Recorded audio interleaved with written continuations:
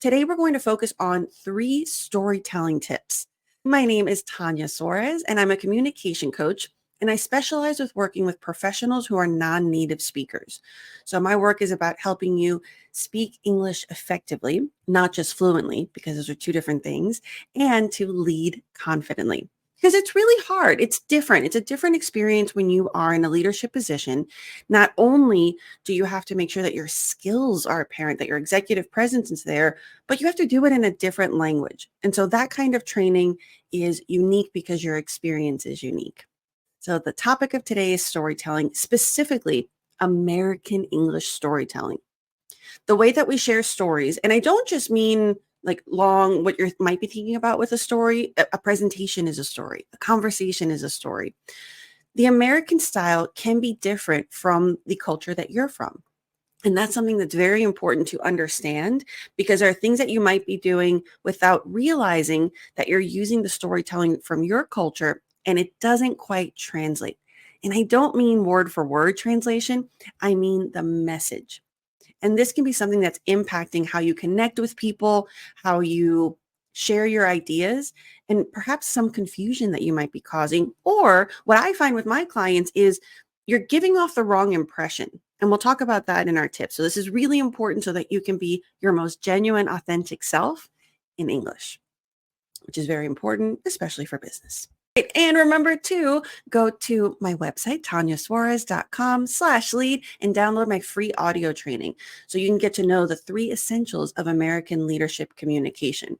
It's incredibly helpful, and it really gives you a nice solid base so that you understand maybe what you're doing wrong or what you could do better. Today, we're going to focus on storytelling. This is so important because I work with my clients tend to be upper intermediate to completely fluent in English. So it's not about your English level. It's really about the art of conversation. It's about adapting your storytelling to the culture that you're communicating to. And in general, American English is the default for corporate culture. So it's really important for you to be comfortable with it. It will not only help you connect and communicate better. I find that when I do this work with my clients, they start realizing, oh, that's why they talk that way.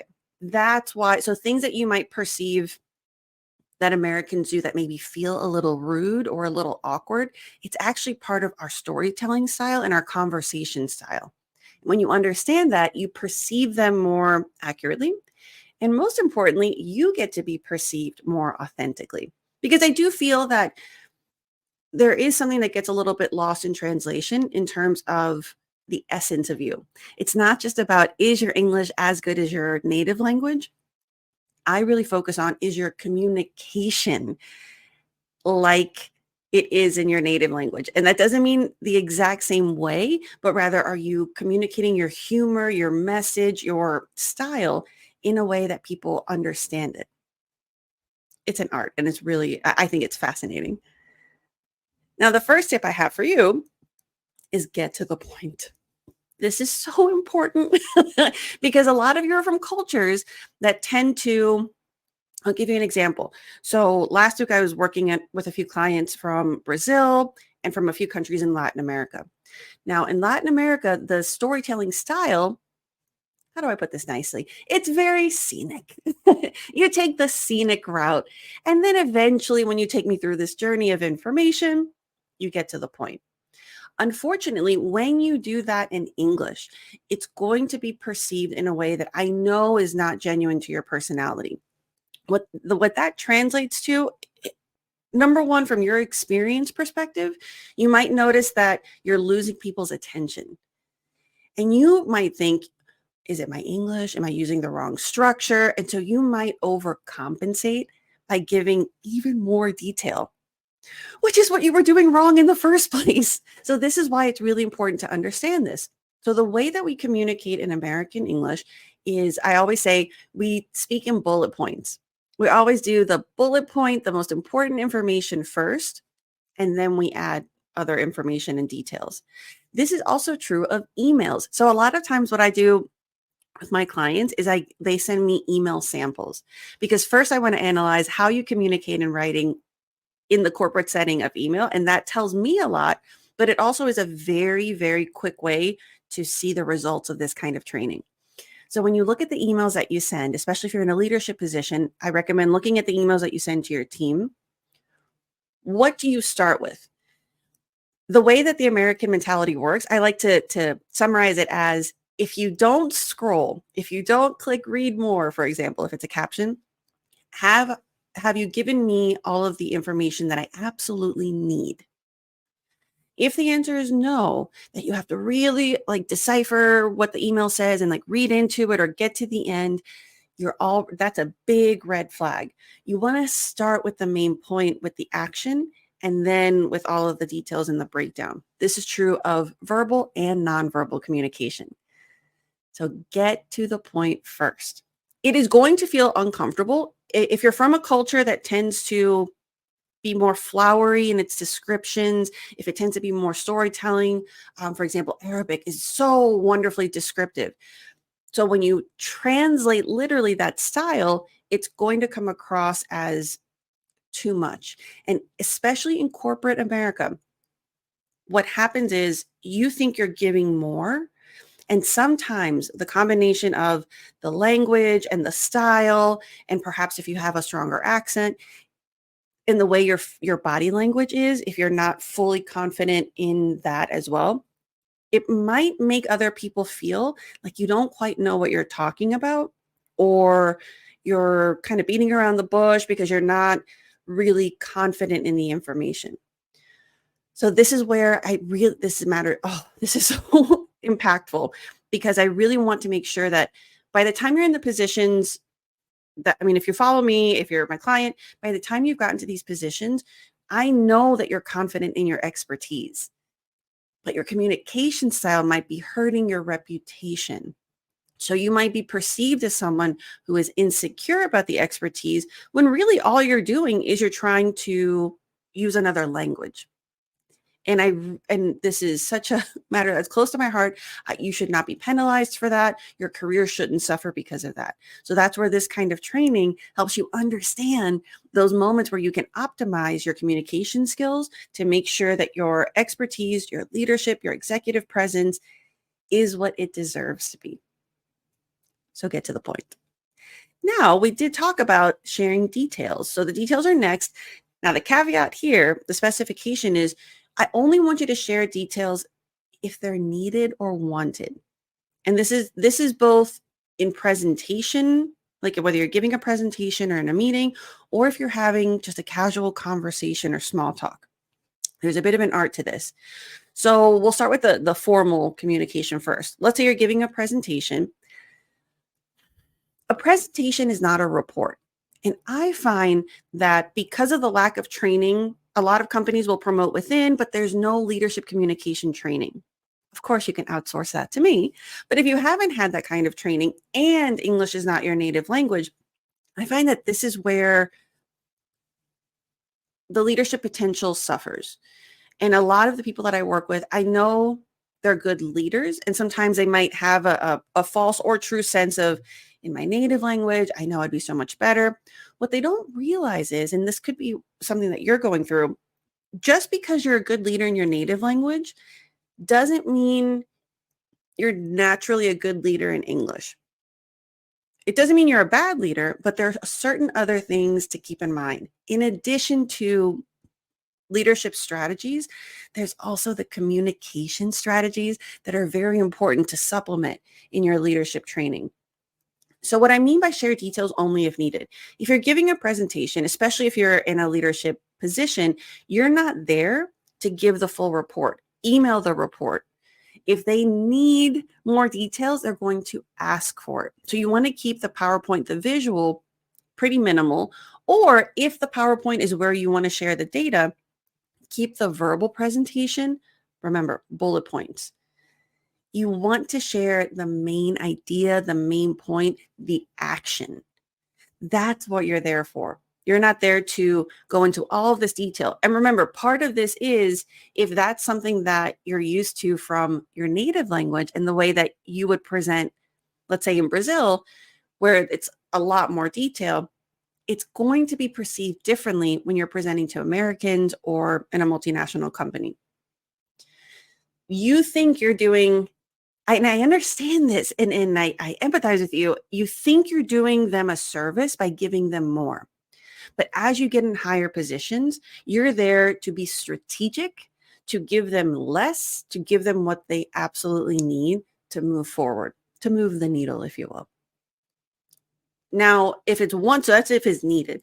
If it's wanted, you want to create, and this is something that I always, is so important to me when it comes to leadership. You want to create a safe environment through your executive presence. You want to make sure that you create an environment where your team, your company, your employees, they all feel comfortable speaking up respectfully, and you can set the tone of there's time and place for it. So that way, if you're in a presentation, people are confident asking you questions, they're going to feel comfortable asking you to elaborate on a point.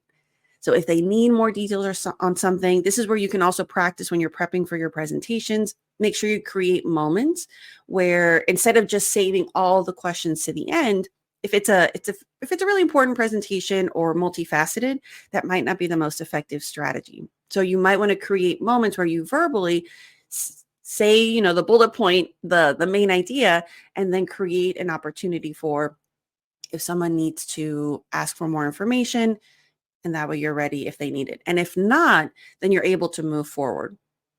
And so the way I think of it as is if your presentation could have been an email, if you just sent the PowerPoint or sent the report and that's enough, there shouldn't be a meeting.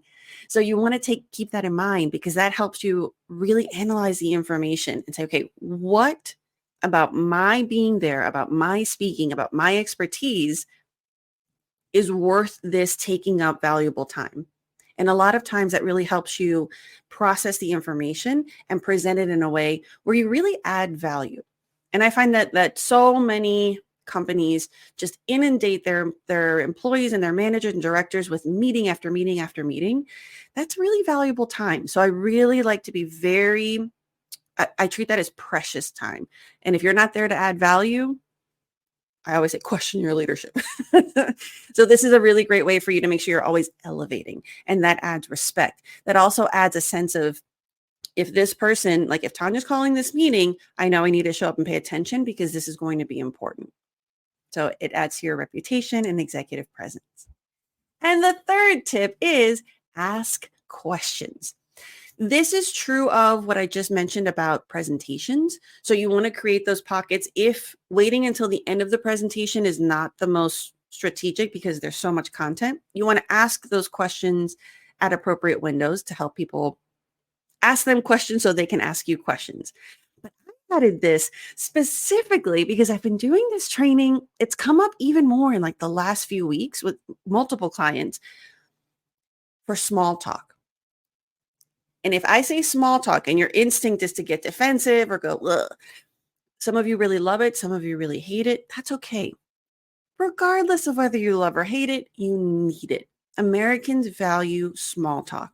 And I know it can feel kind of robotic or formulaic because we always talk about the same stuff at first, but I like to remind you that from a language perspective, that's really good for you because there's no guesswork. We always ask about the weather, ask about there's always the same topics. Think about those as a way to create safety, easy connection, build trust, and then you go deeper. And this is where asking questions comes in. Some of you may be from a culture that is very open. So I'll give you an example. I've actually had 3 Brazilians in the last month that I've worked with.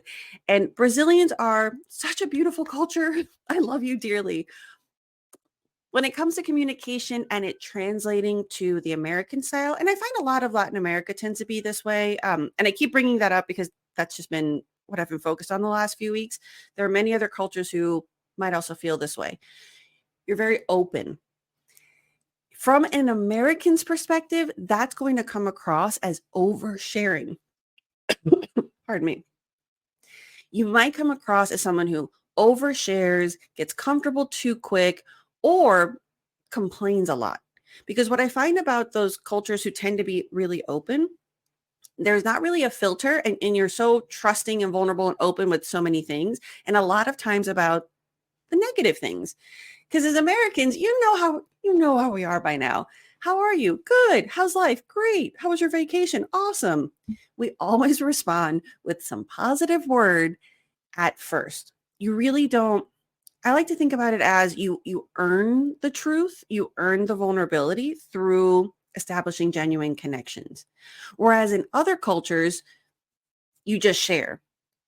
And so if someone asks you, how was your vacation? And you're going on and on about like, oh yeah, I was so excited, but then the weather was awful and my kids were crazy and da da da da da da da. That's going to be very overwhelming. It's going to be perceived as negative, and really all you were doing is being yourself. But it's about finding how to be yourself in a way that is perceived accurately in a different culture. So the way that a little thing that you can do is, remember, bullet points. We just share little information. Typically, you want to answer superficially. And then as the conversation goes on, remember, sharing details. I'm going to go back. You share details if needed or wanted. But the question I get with my clients when I'm working with them is, well, how do I know if they want it? It's because you have to make moments of questions. The way that Americans have small talk and more intimate conversation, I like to think about it like tennis. It has to go back and forth.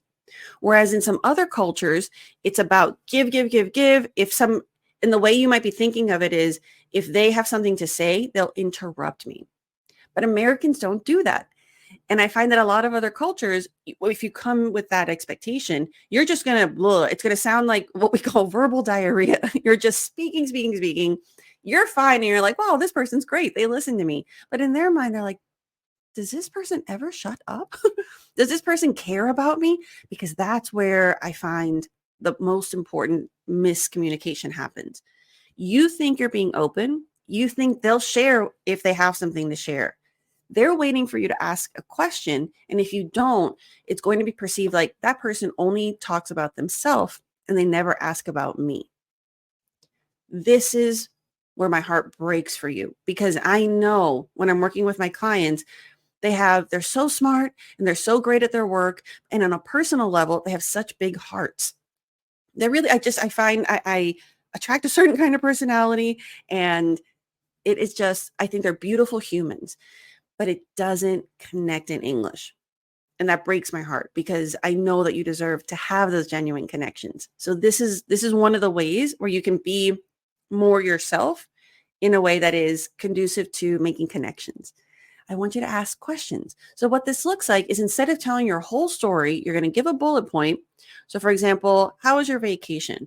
Instead of giving them a 20-minute lecture, you're going to give something simple. For example, oh, it was really beautiful. That was my first time at the Amalfi Coast. The waters were so blue. What about you? Have you been to Italy or the Amalfi Coast?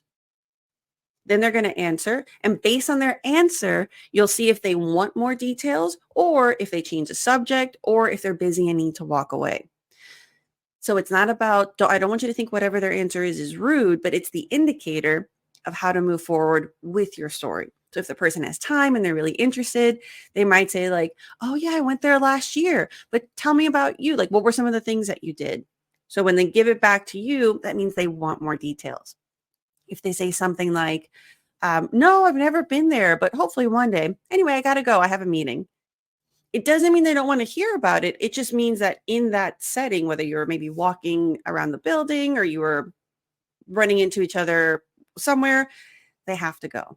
So don't take it personally and that they don't want to know more about your story. It's just the situation didn't lend itself. If they want to know more, they'll bring it back up later. Maybe you'll run into them again. Maybe you go to a happy hour with your colleagues and they're like, oh, I remember you mentioned you went to Italy. So tell me more about it. So this is where asking questions, it keeps you from monopolizing the conversation. It helps you communicate in a way that is more natural. So the back and forth. And it allows you to understand when more details are needed and wanted. Now, by understanding this, now you know, and now you're able to observe conversations, whether it's in movies or shows, maybe listen when other people are talking around you, and you'll start seeing the pattern. And when you understand the pattern, when you understand our communication style, it's really cool. It's cool because you're like, oh, it's not that they're being rude. It's not that they're just saying like, great, bye. You start realizing that that's how we communicate. And then you start noticing when people go deeper. And again, it's also about creating a safe space. If you're constantly monopolizing the conversation with just your monologue about your life, you're not creating a safe space in that they don't feel valued. And you might think, I really want to know more about this person, but they never share. It's because you never asked any questions. So now this is something where you get to really analyze. If getting to know people is something that's important to your personality, this is a way that you can study this further, you can practice this more, and it's going to help you feel more comfortable so you can get to know them in a way that's respectful. Because there are other issues at play as well. For some cultures, and this is maybe I'll do another lunch and learn about this, the kind of questions you can ask with Americans, you don't want to ask super personal questions. So always keep it at things that are what's appropriate for us. For example, we never ask questions about salary, about religion, about politics, when those things come up. So my rule of thumb for you and for myself as well, if they bring up a topic, then that means it's a safe conversation to ask about or a safe topic. For example, another thing, I never ask about people's children or family. I let them bring it up. If somebody says, oh yeah, like my kids were crazy this weekend, or I took my kids to Disney World, then I know like, okay, that's a safe question. Oh, you have kids. How many kids do you have? If they mention like, oh, my husband and I celebrated our anniversary, then I know asking about their partner is appropriate. And I say this because not only is it an American norm, but I also believe in adding a layer of sensitivity and of care. So if you ask about someone's children before they're ready to talk about it, you don't know. Fertility is such a journey and can be a very painful journey for some people. And I don't want to trigger that. When it comes to asking like, oh, are you married? Let them tell you first. Don't ask. And again, there are a lot of sensitivities there. This is very important to me because you never know. Being part of the LGBTQ community, I've always been very sensitive about people asking because you never know if it's a safe space to share that. So that's why I always make sure let the other person set the standard for sensitive topics. And on your end, keep it things that are about interests, about work. You can do superficial stuff like the weather. Travel is a great one. So things that are still true to you, but don't go too personal too quick.